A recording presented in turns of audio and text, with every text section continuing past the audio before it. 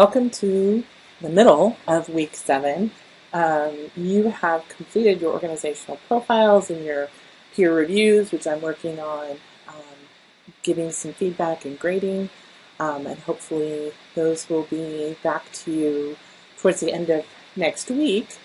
But this week we're starting to talk about specifically communication materials that you will produce for your client organization. So we're going to start off this week talking about PR materials in general. Oftentimes when you take a public relations class or strategic communication class, there is a discussion of strategy in addition to this, but because of the basic nature of our course, we don't really go into strategy much, but we will be talking specifically about tactics, PR materials, and we will weave some strategy thinking strategically into producing these materials. So that's why this week you've read a little bit of Smith's strategy chapter, and then you've also read, or you will read, some of Smith's tactics chapter. So both of those, about 10 pages each, are this week's reading. And so again, we're focused on creating materials for your client organization. As I mentioned in the announcement earlier this week, there will not be a weekly activity because you did a lot in the last couple of weeks, and so I wanted to give you a week off, but I am going to ask you as we go through this slide presentation today, ask you to think about your client organization and maybe make some notes along the way, and afterwards that will help you toward your producing materials. So, a little bit of discussion about the section in Smith that you're going to read about in the strategy chapter. Smith really starts talking about strategy, messaging strategy, and he talks about a couple of elements that are important, and in this chapter he's talking about them as spokespersons being the deliverer, the medium of the message. And so he mentioned specifically 3 criteria, but 2 are really important that kind of carry over into the written kind of message. And those are credibility and charisma. And so I want you to think, after you've read that little part from the strategy chapter, given what you know now about credibility and charisma and what Smith says those are, and I would agree with him when he characterizes those in the chapter, think about what kind of spokesperson would be appropriate for your organization to use. If your organization already has a spokesperson, that's something to note and to kind of overlay what you know about that person onto some of these questions here in just a second. But I want you to be thinking about, most of your organizations probably don't have an identified spokesperson to be, or at least that you're familiar with, that represents them as an organization. So think about, in terms of credibility, what kind of spokesperson would be a great, what kind of expertise does that person need, would that person need to be a spokesperson for your client organization? What professional status might they have? Do they have a particular degree, such as a PhD or a law degree or something like that? Do they have some kind of certification? What kind of status does that person have in an organization? Are they what they call a C-suite or a chief suite? Are they high up in an organization? Do they work in your client organization? And then thinking about what kind of a person would be thought of as most honest about the particular topic or issue or set of issues that your organization is really focused on. So be thinking about what kind of spokesperson would be appropriate for your organization in terms of credibility. And then there's the second idea of charisma, and he starts talking about that on page 176, but what types of values and interests would this ideal person have in terms of charisma?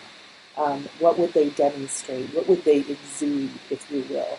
So thinking about those qualities of a spokesperson can also inform the kinds of materials that you're going to find appropriate for your organization.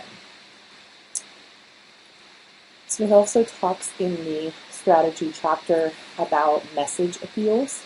And again, as you can see, this relates not just to spokespersons and what the messages they share verbally, but also messages as you create them. So be thinking about your message strategy and the strategy and the messages that your client already has out there.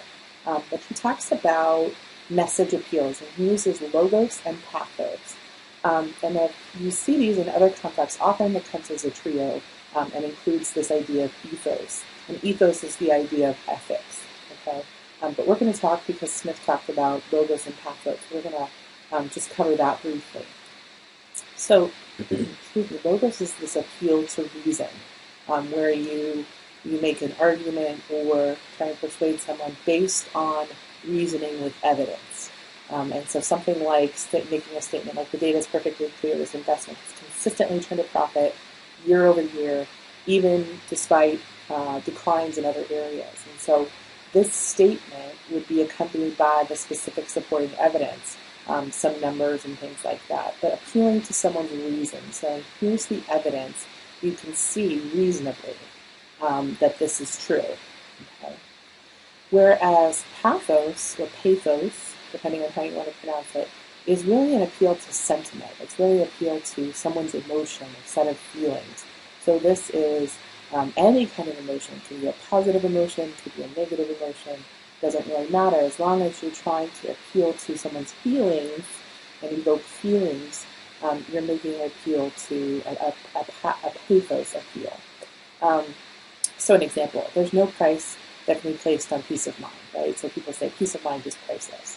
Our advanced security systems protect the well-being of your family so you can sleep soundly at night. Okay, so they're playing on this idea of security and wanting a family to feel secure and safe, and that there's peace of mind. So that's evoking emotion. So thinking about the appeal to reason and the appeal to sentiment as you create messages for your client organization. Consider what's going to be more effective. There is no one right answer here. There are situations where both an appeal to reason and an appeal to sentiment might work. There are situations where absolutely you want to focus on an appeal to reason with evidence. So consider, as you're looking at your client, maybe different audiences need different types of appeals. That happens quite often. So think about which would be effective for your materials as we go along. So once we start thinking about tactics, Smith talks about, he kind of defines them. These are the visible elements of a communication program within an organization. And it's sort of the way, the venues, or the different ways that an organization interacts with its publics. He says visible here, and what I have a hard time with sometimes is, and we've said this before, that public relations isn't always visible. It's a lot of things happen sometimes in the background. Tactics are the most visible elements, okay? However, that doesn't always mean they're tangible. So if you think about certain tactics, like one of them we'll talk about in a minute is the news release. You can print off a copy of a news release and have it in your hand, but you can also have a digital news release, and so that's not something that you can specifically cut. So it's sometimes hard to think of, well, visible elements. What does that mean? So we'll talk specifically about tactics today, but recognize that that doesn't always necessarily mean that it's something you can hold in your hand. So the specific products, the materials, the tactics that you'll produce for your client are three things. First, you're going to be working on a fact sheet related to your organization. You're going to create a news release, and then you're going to have an opportunity to create an additional item of your choice. And as we get closer to the time in the semester for that, we'll talk about what are some options there, because sometimes I say this with students and they get a little panicked and say, oh, I don't know what to come up with. We'll provide some examples, some opportunities, some things for you to think about. but I'm not going to dictate to you what particular topic. You're going to be able to come up with that on your own. So in this chapter, Smith also talks about types of media. And I think it's a little overwhelming to me at the beginning. He talks about all kinds of different tactics. He talks about controlled versus uncontrolled media. Maybe this is actually in the previous chapter. I can't remember where this information is from, so I apologize for that. But there's different types of media, controlled versus uncontrolled. Where an example of a controlled type of media would be a customer newsletter, so something that an organization creates. But something that's uncontrolled would go through a newspaper, where the organization itself doesn't have control over what goes into a newspaper article. Could be looked at, types of media could be looked at as internal within an organization versus external. So you can see an employee intranet would be something, intranet there, would be something that is controlled, internal to the organization, not seen by publics. Whereas the public website is something that's external, externally focused. Mass media versus targeted media. Mass media is this idea of broadcast television, right? So a TV nightly newscast or something like that. Versus a targeted piece of media, which would be something like a daily news email that you get, email bulletin. I get one about agricultural policy on Capitol Hill every day. And that's something I subscribe to. That's a very targeted piece of media. It's not something that is broadcast to everyone. It's sent selectively to people who've elected to receive it. There are one-way pieces of media or types of media versus interactive. And so one-way, again, would be a good example, would be a broadcast, a morning TV show, so something like, the Today Show or Good Morning America. Something that's more interactive, and you'll see some examples of this in a couple of slides. One is sort of, a computer simulation at a museum where people can interact and press buttons and come up with different results.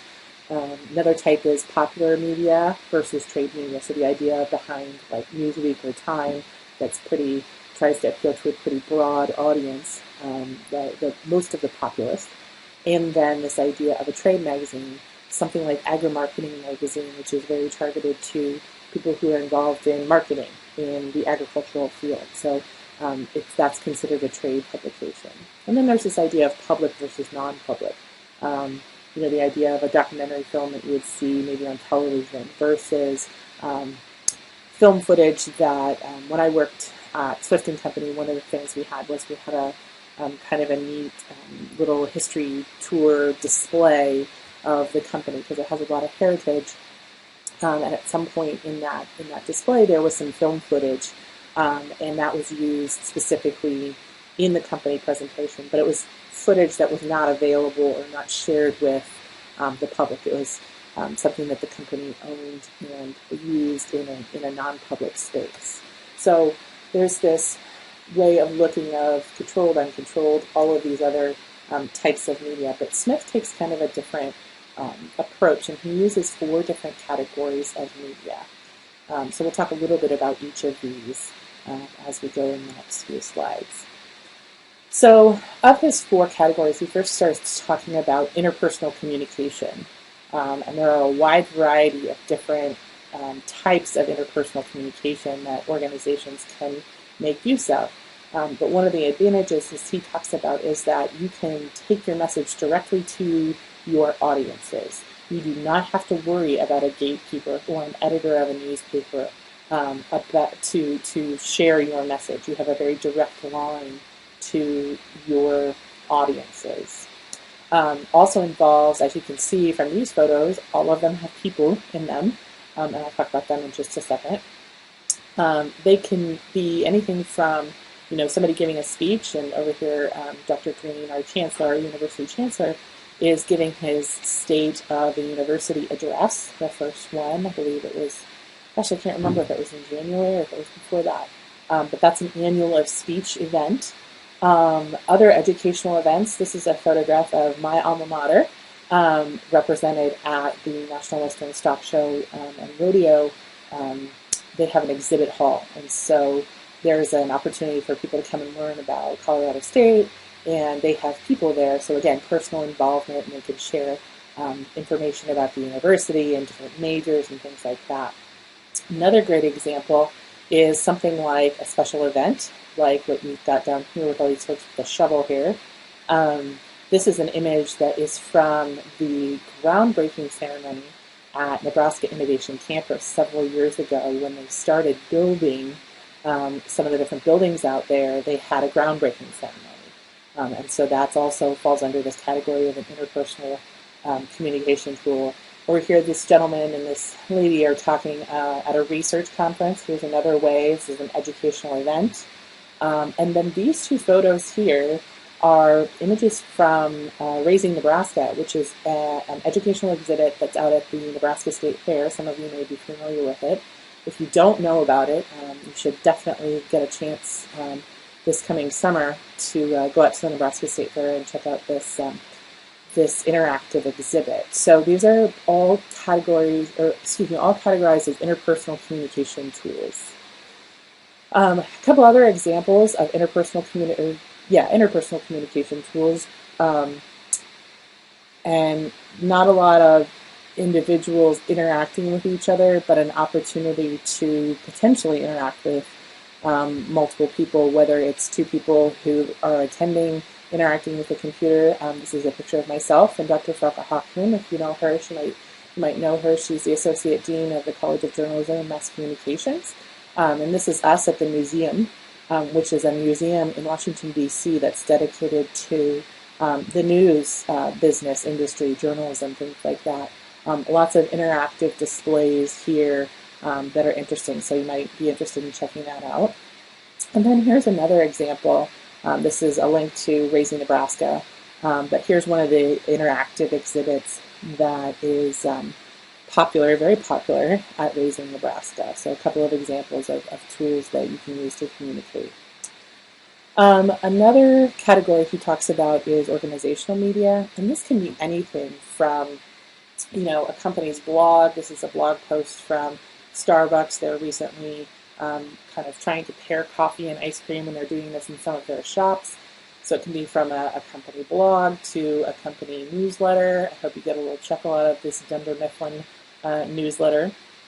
But basically what these allow for is that the organization has all of the control over the timing of these, when they're produced, what content goes into them, and feedback and all of that kind of thing. So additionally, these are media like Twitter. So PayPal has a Twitter account, and they are in control of what and when they post. And here's another example of Dr. Woodsell and AESC posted organizational related information and has complete control over when that media is released and what it says. So this can include everything from direct mail pieces to things that are electronic media. That includes everything from an electronic newsletter that's sent to people, as well as social media, as well as like the organization's website that you're using a lot, probably for your client organization.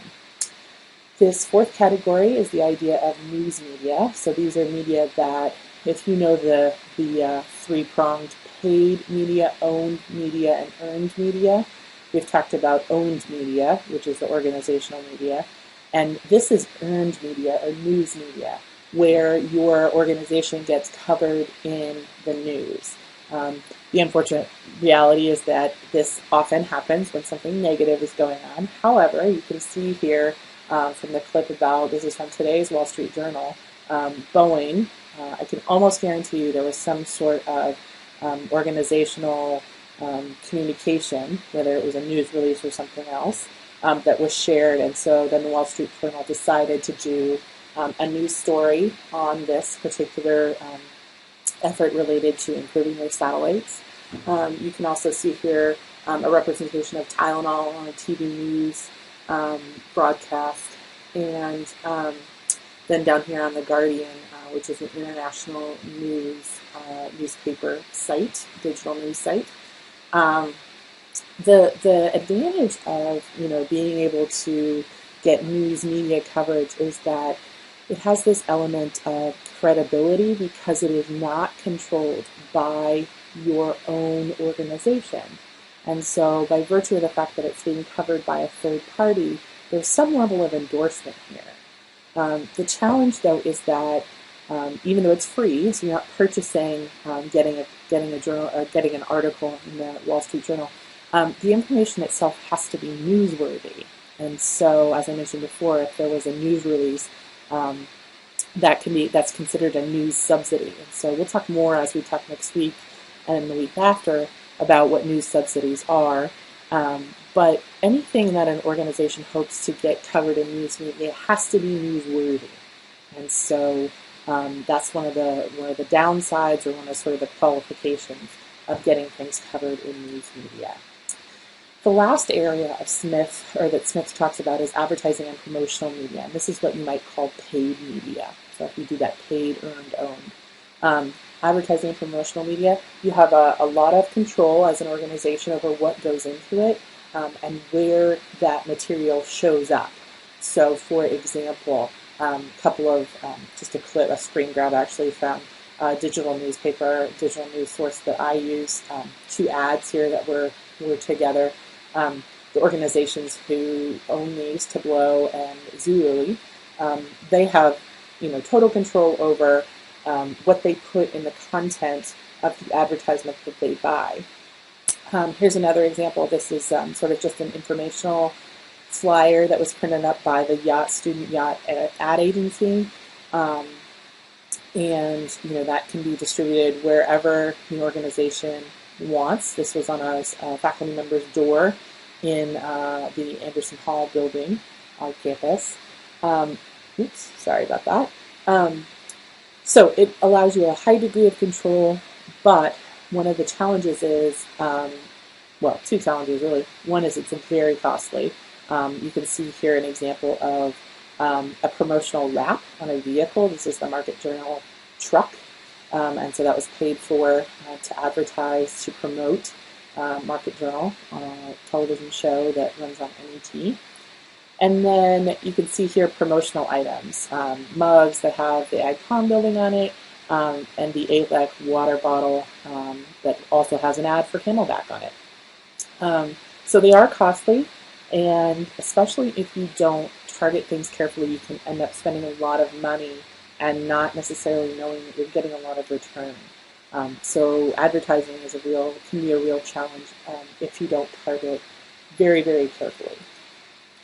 So again, I want to draw you back to thinking about your client. What are some tactics that your client currently uses? Why do you think they have chosen those particular tactics? Were they good choices? These are questions I just want you to be thinking about. You don't have to respond to these this week, but I am going to be asking you about some of these things. So it would be in your best interest to start thinking about the answers and looking for them. From the tactics, can you tell who is the intended audience? What are the things that they value? What are they interested in? What are some of their demographic characteristics? Are they of a certain age group or a certain gender? Those types of things. And then what's the main message that piece of material, that tactic is trying to convey? What's the overall main idea? Can you tell when it was produced, when it was created? Does it have a year on it, or is it something that doesn't indicate when it was produced? And then, do you think that this particular tactic, whatever you're looking at, that was produced by your organization, is effective? A case of it not being effective would be maybe not being able to tell what the main message is, or who it's intended for. So ask yourself, is this an effective piece? Why or why not? Provide some reasoning behind that. Okay, so questions for you to think about. As we talk about writing in this class, I want you to think a little bit about being able to adapt your writing style to different tactics. You are going to write in different ways, especially for these tactics, than you did for the organizational profile. So I want you to think about being able to adapt your writing for a given situation. This is something that's specifically of interest for this class because you're going to need to do it, but it's also something that you're going to need to do regardless of what type of job or internship you might have in the future, whether you're going to stay in the area of strategic communication or not. Being able to adapt your writing to different situations and different needs is really important. So asking yourself, is there a right way to write in this particular situation for a particular tactics? What kinds of questions do you need to ask to meet the needs of the message or the tactic? So things to think about. Who's the writing for? Who am I writing for? Am I just writing for my instructor? Am I writing for a large audience? Is it going to be seen by a lot of people? What do those people want and need? What's the overall purpose? Why am I writing? What am I trying to accomplish? Where are people going to be reading or receiving this message? Is it going to be on a computer screen? Is it going to be in print? Is it something that's going to be read soon? Or does it need to sort of stick around for a while? Does it need to be usable for a couple of years? Why is this particular piece important? Why are they going to be reading this?